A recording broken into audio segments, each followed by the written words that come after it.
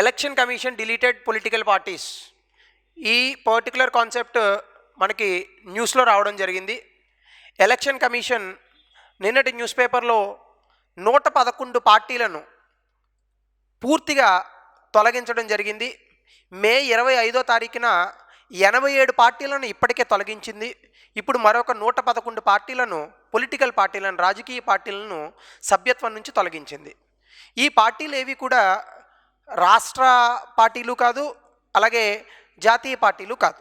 జనరల్గా పొలిటికల్ పార్టీల పేరుతో, రాజకీయ పార్టీల పేరుతో పార్టీలను స్థాపించి తద్వారా ఉన్నటువంటి చట్టంలో ఉన్న లొసుగులను వాడుకుని ఇన్కమ్ ట్యాక్స్ ఎగ్గొట్టేటటువంటి ప్రయత్నాలు చేస్తున్నారని, వీళ్ళకు వచ్చినటువంటి ఫండింగ్ని అంతటినీ కూడా దొంగ ఫండింగ్ని ఈ పొలిటికల్ పార్టీలోకి తీసుకొచ్చి ఇన్కమ్ ట్యాక్స్ని ఎగవేతకు చేసేటటువంటి ప్రయత్నాలు చేస్తున్నారని ఆరోపణతో మన చీఫ్ ఎలక్షన్ కమిషనర్ అయినటువంటి రాజీవ్ కుమార్ నేతృత్వంలో 111 పార్టీలను పూర్తిగా తొలగించడం జరిగింది. దీనికి సంబంధించి ఇది న్యూస్లో అసలు ఎందుకుంది, ఎలక్షన్ కమిషన్ అంటే ఏంటి, ఎలక్షన్ కమిషన్ యొక్క స్ట్రక్చర్, నిర్మాణం ఏ విధంగా ఉంటుంది, ఎలక్షన్ కమిషన్ యొక్క విధులేంటి, అలాగే జాతీయ రాజకీయ పార్టీ అంటే ఏంటి, రాష్ట్ర స్థాయి రాజకీయ పార్టీలు అంటే ఏంటి, మనం ఎప్పుడూ చూసే విధంగా క్వశ్చన్ ఆఫ్ ద డే, ఇవన్నీ కూడా ఈరోజు చూసేటటువంటి ప్రయత్నం చేద్దాం.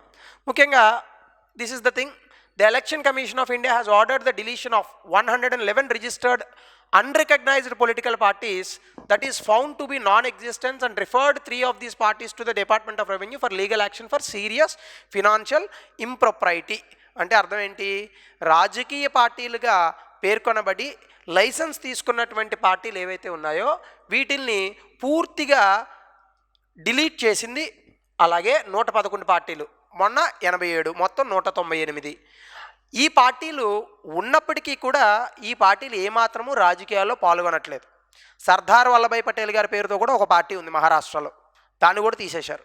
హైదరాబాద్లో ఒక 5-6 పార్టీలు ఉన్నాయి, వీటిని కూడా పూర్తిగా తొలగించడం జరిగింది. అలాగే 3 పార్టీలను రెవెన్యూ శాఖకు పంపించడం జరిగింది. ఈ పార్టీలు ఉన్నటువంటి బ్యాలెన్స్ షీట్ ఆడిట్లో కొన్ని అవకతవకలు జరిగాయని, ఒక పొలిటికల్ పార్టీకి అయితే 28 కోట్లంత ఫండింగ్ వచ్చింది, కానీ ఆ పొలిటికల్ పార్టీ ఆ 28 కోట్లు ఏమి పంచిపెట్టలేదు, ఏది కూడా ఖర్చు చేయలేదు, కానీ ఇన్కమ్ ట్యాక్స్ ఎగ్జామ్షన్స్ తీసుకున్నారు అటు వాళ్ళు. సో ఈ కోణంలో మనం దీన్ని చర్చిద్దాం. ఒకసారి మనం కనుక చూస్తే అసలు ఎలక్షన్ కమిషన్ అనేటటువంటిది ఏంటి. మనందరికీ తెలుసు, ఎలక్షన్ కమిషన్ అనేది ఒక రాజ్యాంగబద్ధమైనటువంటి సంస్థ. ముఖ్యంగా డెమోక్రసీ, ప్రజాస్వామ్యక దేశాలలో ఎలక్షన్స్ అనేవి ఎంతో ప్రాముఖ్యత ఉన్నటువంటి అంశం. ఎందుకంటే ఈ ఎన్నికల ద్వారానే, ఎన్నికల ప్రణాళికల ద్వారానే, ఈ ఎన్నికలలో ఓటు వేయడం ద్వారానే ప్రజాప్రతినిధుల్ని ఎన్నుకుంటాం మనం. ముఖ్యంగా పరోక్షంగా ఉన్నటువంటి ప్రజాస్వామ్యం కావచ్చు, ప్రత్యక్షంగా ఉన్నటువంటి ప్రజాస్వామ్య వ్యవస్థ కావచ్చు, ఎందులో అయినా కూడా ప్రజాప్రతినిధులను ఎన్నుకోవటం అనేటటువంటిది కామన్గా జరిగేటటువంటి ప్రక్రియ. దీన్ని మానిటర్ చేసేటటువంటి ఒక రాజ్యాంగబద్ధ సంస్థనే మనం ఎలక్షన్ కమిషన్, ఎన్నికల సంఘము అని పిలుస్తాం. కాబట్టి ఎన్నికల సంఘం అనేది ఒక స్వయం ప్రతిపత్తి కలిగినటువంటి రాజ్యాంగబద్ధమైన సంస్థ. దీని తాలూకా బాధ్యత ఏంటి, యూనియన్ అంటే కేంద్ర ప్రభుత్వంలోని, అలాగే రాష్ట్ర ప్రభుత్వంలోని జరిగేటటువంటి ఎన్నికలను మొత్తంగా ఆ ఎన్నికల ప్రణాళిక ఏదైతే ఉందో దాన్ని, ఎన్నికల ప్రక్రియని పూర్తి చేయడం. యూనియన్ అండ్ స్టేట్ అంటే దాని అర్థం ఏంటి, ఇక్కడ మన లోక్సభకి జరిగేటటువంటి ఎన్నికలు, అలాగే ఎందుకంటే లోక్సభకే ప్రత్యక్ష ఎన్నికలు జరుగుతాయి, రాజ్యసభకి పరోక్ష ఎన్నికలు జరుగుతాయి. ఎలక్షన్ కమిషన్ రాదని కాదు, జనరల్గా మనం ప్రత్యక్ష ఎన్నికల గురించి మాట్లాడుతున్నాం ఇక్కడ. కాబట్టి లోక్సభకి జరిగేటటువంటి ప్రత్యక్ష ఎన్నికలు, రాష్ట్ర అసెంబ్లీకి జరిగేటటువంటి ప్రత్యక్ష ఎన్నికలు, వీటిలన్నింటినీ కూడా ఈ ఎలక్షన్ కమిషన్ ఆఫ్ ఇండియా, భారత ఎన్నికల సంఘం అనేటటువంటిది చూస్తూ ఉంటుంది. అయితే రాష్ట్రాలకు కూడా ఎన్నికల సంఘాలు ఉంటాయి. అవేం చేస్తాయి, స్థానిక సంస్థల యొక్క ఎన్నికలను చూస్తూ ఉంటాయి. కాబట్టి ఆ కోణంలో రాష్ట్ర మరియు కేంద్ర ప్రభుత్వాలకు సంబంధించి అసెంబ్లీ మరియు లోక్సభ ఎన్నికలు ఏవైతే ఉన్నాయో వాటిలన్నింటినీ కూడా ఇదే చూస్తూ ఉంటుంది. It is responsible for Lok Sabha, Rajya Sabha and state legislative assemblies. Lok Sabha ప్రత్యక్షంగా ఎన్నుకోబడేటటువంటి ఒక హౌసు, అలాగే అసెంబ్లీ కూడా అంతే. రాజ్యసభకు కూడా ఎన్నికలు జరుగుతాయి, కానీ రాజ్యసభకు జరిగేటటువంటి పరోక్ష ఎన్నికలు. మనం ఎవరన్నా రాజ్యసభ ఎన్నికల్లో పాల్గొంటామా, లేదు కదా. ఎమ్మెల్యేలు వాళ్ళు పాల్గొంటారు, ప్రజాప్రతినిధులే పాల్గొంటారు. కాబట్టి దీనికి కూడా ఎలక్షన్స్ జరుగుతుంది, కానీ అది పరోక్ష ఎన్నికలు. కానీ దాన్ని కూడా మానిటర్ చేసేటటువంటి బాధ్యత ఎన్నికల సంఘానిదే. అలాగే ఎన్నికల సంఘం గురించి మనకి ఎన్నోవ పార్ట్, అంటే which part of the constitution ఎన్నికల సంఘం గురించి మాట్లాడుతుంది, ఎన్నికల సంఘం గురించి మాట్లాడే రాజ్యాంగంలో ఉన్నటువంటి పార్ట్ 15, రైట్, 15. ఆ 15లో మనకి ఎన్నికల సంఘం గురించి మాట్లాడుతుంది. 324 ఆర్టికల్ నుంచి ప్రారంభమవుతాయి. 324 నుంచి 329 ఆర్టికల్స్ వరకు కూడా మన దేశంలో ఉన్నటువంటి ఎన్నికల సంఘము, ఎన్నికల ప్రక్రియ, అలాగే రాజ్యాంగబద్ధంగా మనకు వచ్చినటువంటి ఓటు వేసేటటువంటి హక్కు, వీటిలన్నిటి గురించి కూడా ఇందులో ఇస్తారు. అయితే అధికరణం 324 నుంచి 329లో ఉన్నటువంటి అంశాలు మొత్తం క్లుప్తంగా లేవు. కాబట్టి రిప్రజెంటేషన్స్ ఆఫ్ పీపుల్స్ యాక్ట్ అంటే ప్రజా ప్రాతినిధ్య చట్టం 1951లో ఈ 324, 29లో ఇవ్వనటువంటి కొన్ని అంశాలను అందులో ప్రవేశపెట్టి వీటిలన్నింటినీ కలిపి మనం ఎన్నికల ప్రక్రియను ముందుకు తీసుకెళ్తూ ఉంటాం. అయితే దీంతో పాటుగా కనుక మీరు చూస్తే ఎన్నికల సంఘం యొక్క నిర్మాణం ఒకసారి కనుక మనం చూస్తే, ఒరిజినల్గా ఎన్నికల సంఘానికి ఒకే ఎలక్షన్ కమిషనర్ ఉండేవాడు. అయితే 1989, ఇఫ్ ఐఎమ్ నాట్ రాంగ్, 1989లో తీసుకొచ్చినటువంటి రాజ్యాంగ సవరణ ద్వారా ఎన్నికల సంఘంలో ఉన్నటువంటి కమిషనర్లు 3కి పెంచారు. మధ్యలో ఎక్కడో 5గురు కూడా వచ్చారు, దాన్ని మళ్ళీ క్యాన్సిల్ చేశారు. ఇప్పుడున్నటువంటి సందర్భంలో మనకి 3 ఎన్నికల కమిషనర్లు ఉంటారు. అందులో ఒకరిని చీఫ్ ఎలక్షన్ కమిషనర్ అంటాం. చీఫ్ ఎలక్షన్ కమిషనర్ ప్రస్తుతానికి శ్రీ రాజీవ్ కుమార్.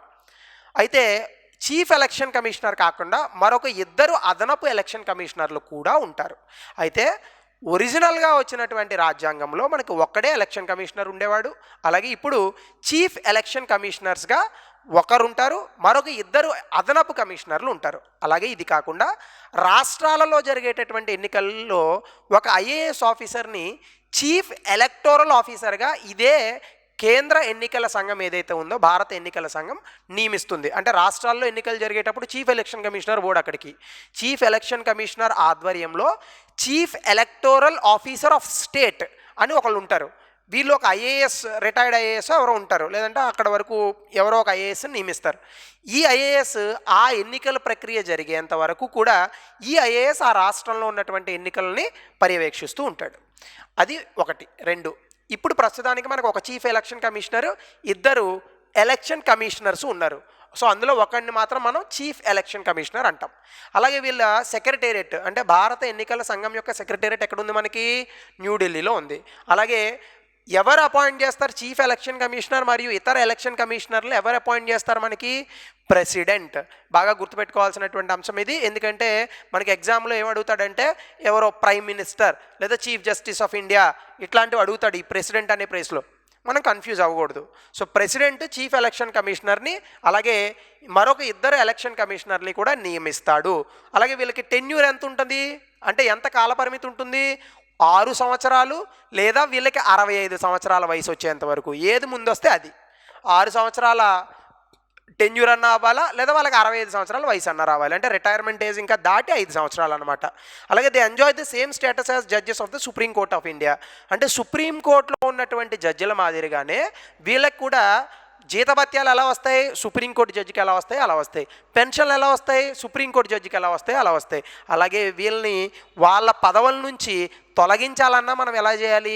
సుప్రీంకోర్టు జడ్జిని ఎలా అయితే తొలగిస్తామో స్పెషల్ మెజారిటీ చదువుకుంటారు మీరు పాలిటీలో, 2/3 of the majority present and voting, అలాగే 50% of the total house numbers, ఈ 2 వస్తే స్పెషల్ మెజారిటీ అంటాం. ఈ స్పెషల్ మెజారిటీతో మాత్రమే ప్రూవ్డ్ మిస్బిహేవియర్ ఇటువంటి గ్రౌండ్స్ కింద చీఫ్ ఎలక్షన్ కమిషనర్ని కూడా జడ్జెస్ ఆఫ్ ద సుప్రీంకోర్టు మాదిరిగానే మనం తొలగించగలము. అంతే తప్ప ఎప్పుడు పడితే అప్పుడు ఎలా పడితే అలా వాళ్ళని తొలగించడానికి ప్రభుత్వానికి కానీ ఈవెన్ సాక్షాత్తు ప్రెసిడెంట్ ఆర్ ప్రైమ్ మినిస్టర్ కానీ హక్కు లేదు. ఎందుకు ఇదంతా? ఎలక్షన్ ప్రక్రియ సజావుగా స్వేచ్ఛగా జరిగేందుకు గాను ముందుగానే ఆలోచించి మన రాజ్యాంగ రచయితలు ఇటువంటి కండిషన్స్ పెట్టారు. ఇటువంటి షరతులు లేకపోతే ఏమవుతుంది? ప్రభుత్వంలో ఉన్నటువంటి వ్యక్తులే ఎలక్షన్ కమిషన్ని ఇన్ఫ్లుయెన్స్ చేసేటటువంటి అవకాశం ఉంది. అట్లా కాకుండా స్వేచ్ఛాయుతంగా ఎలక్షన్ ప్రక్రియ అనేటటువంటి జరగాలి కాబట్టి ఈ రకమైనటువంటి కండిషన్స్ పెట్టినాం మనం. అలాగే ఫంక్షన్స్, విధులు ఏముంటాయి? వీళ్ళు మొత్తం ఎలక్షన్స్ ఎక్కడైతే జరుగుతాయో పార్లమెంట్కి, లెజిస్లేచర్కి, అలాగే ఇప్పుడు జరుగుతున్నటువంటి ప్రెసిడెంట్ ఎన్నికలు, అలాగే వైస్ ప్రెసిడెంట్ ఎన్నికలు, ఉపరాష్ట్రపతి ఎన్నికలు, వీటిలన్నింటినీ పర్యవేక్షించేటటువంటి పర్యవేక్షణ బాధ్యత అంతా కూడా ఎలక్షన్ కమిషన్దే. నియంత్రణ బాధ్యత కూడా ఎలక్షన్ కమిషన్దే. ఎలక్షన్ షెడ్యూల్స్ అంటే ఎప్పుడు ఎలక్షన్ జరగాలి, ఎన్ని విడతల్లో ఎలక్షన్ జరగాలి, ఏ ఏ జిల్లాలు ఏ విడతల్లో ఎలక్షన్ జరగాలి, ఇవన్నీ కూడా చూసేటటువంటి బాధ్యత మళ్ళీ ఎలక్షన్ కమిషన్దే. అలాగే ఎలక్టోరల్ రోల్స్ అంటే ఎవరు ఎంతమంది ఏ కాన్స్టిట్యున్సీలో ఓటు వేయడానికి అర్హులు, వీళ్ళందరికీ ఓటర్ ఐడి ఇచ్చేటటువంటి బాధ్యత ఇదంతా కూడా ఎవరిది, మళ్ళా ఎలక్షన్ కమిషన్దే. అలాగే grants recognition to political parties, రాజకీయ పార్టీలకు సభ్యత్వం ఇచ్చేటటువంటి బాధ్యత ఎవరిది, ఎలక్షన్ కమిషన్దే. వాళ్ళకి సింబల్స్ గుర్తులు ఉంటాయి కదా, అది ఇచ్చేటటువంటి బాధ్యత ఎవరిది, అది కూడా ఎలక్షన్ కమిషన్దే. ఈరోజు బీజేపీకి ఏమో లోటస్, అలాగే ఇండియన్ నేషనల్ కాంగ్రెస్కి ఏమో హస్తం గుర్తు, కేసీఆర్ గారి పార్టీకి ఏమో కారు, టీడీపీకి ఏమో సైకిల్, ఇవన్నీ ఎలా వచ్చేసాయి, ఎలక్షన్ కమిషన్ ఇస్తుంది ఈ గుర్తులన్నిటిని, రైట్. అలాగే advisory jurisdiction in the matter of post election disqualification of sitting members of the parliament and state legislatures.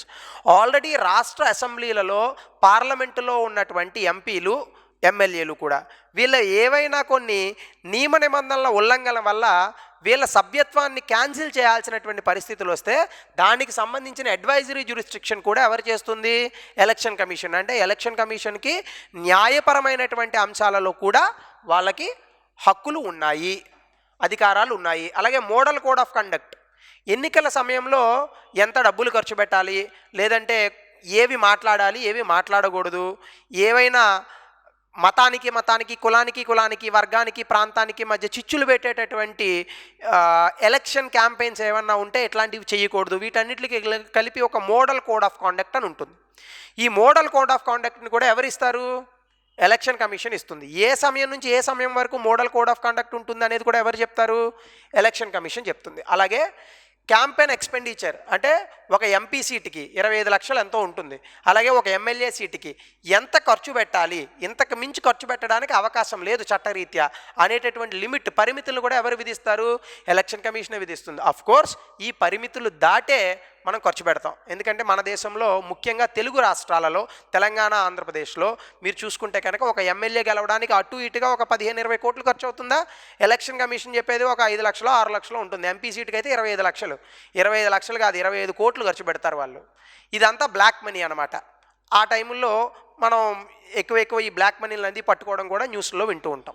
అయితే దీనిపైన పరిమితులు విధించేటటువంటిది మాత్రము ఎలక్షన్ కమిషన్. అలాగే అసలు జాతీయ రాజకీయ పార్టీగా మీరు అర్హత సాధించాలంటే మీకు ఉండాల్సినటువంటి కండిషన్స్, షరతులు ఏంటి, చాలా జాగ్రత్తగా వినాలి. ఇది జాగ్రత్తగా వింటే మీరు చాలా క్వశ్చన్స్కి ఆన్సర్ చేయొచ్చు ఎగ్జామ్లో. చూడండి, వ్యాలిడ్ పోల్డ్ ఓట్స్ అంటే పోలైనటువంటి ఓట్లలో, అందులో వ్యాలిడ్ ఇన్వాలిడ్ ఓట్లు అని ఉంటాయి, అంటే కరెక్ట్గా పోలైనటువంటి ఓట్లు ఉంటాయి.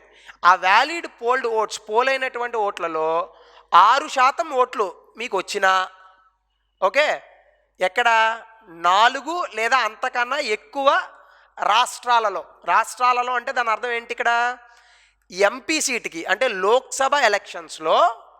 లోక్సభకు జరిగేటటువంటి ఎలక్షన్స్లో 6% పోలైనటువంటి ఓట్లు, 6% పోలైనటువంటి ఓట్లలో 6% 4 అంతకన్నా ఎక్కువ రాష్ట్రాలలో వచ్చిన ప్లస్ కనీసం 4 సీట్లు లోక్సభ నుంచి గెలిచిన మీరు నేషనల్ పార్టీగా సభ్యత్వాన్ని పొందొచ్చు. అంటే దాని అర్థం ఏంటి, 4 రాష్ట్రాలలో కనీసం 6% వ్యాలిడ్ పోల్డ్ ఓట్స్ రావాలా, 1 2, దాంతో పాటుగా లోక్సభలో 4 సీట్లు గెలవాలి.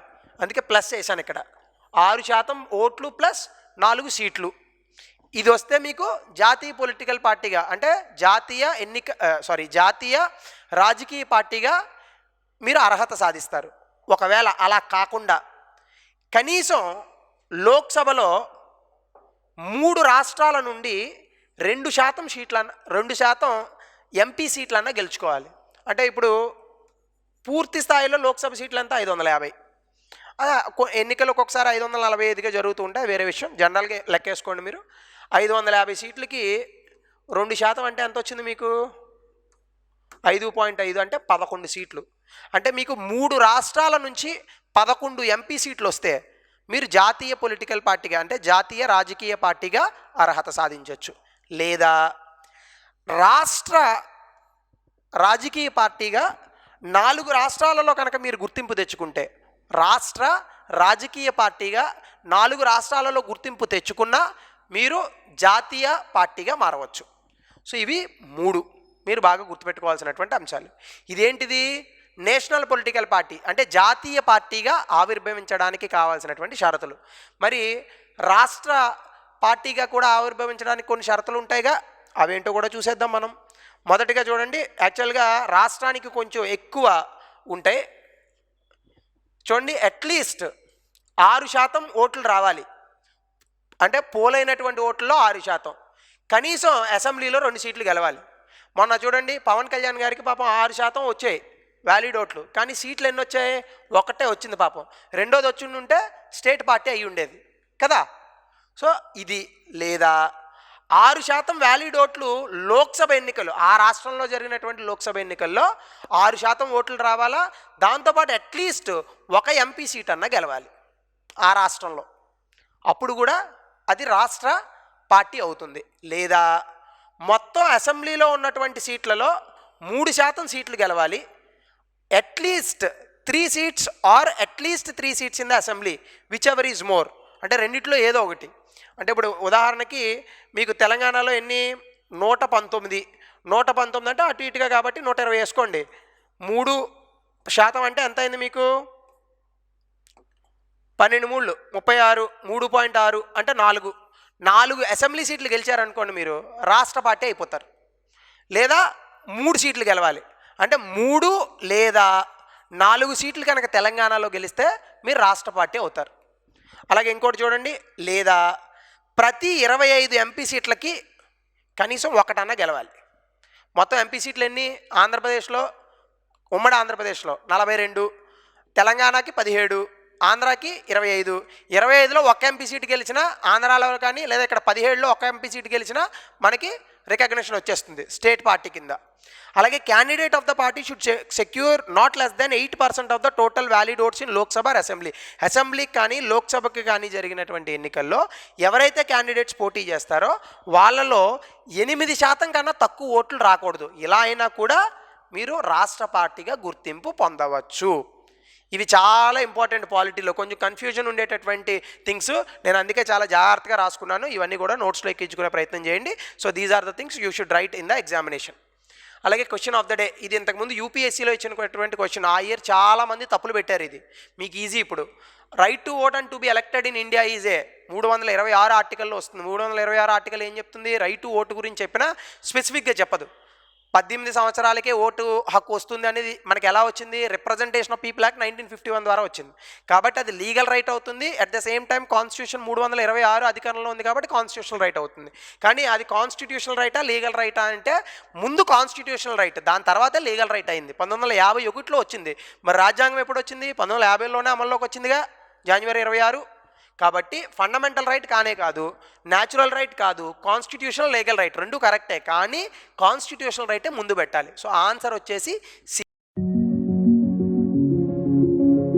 This video is brought to you by AKSIAS.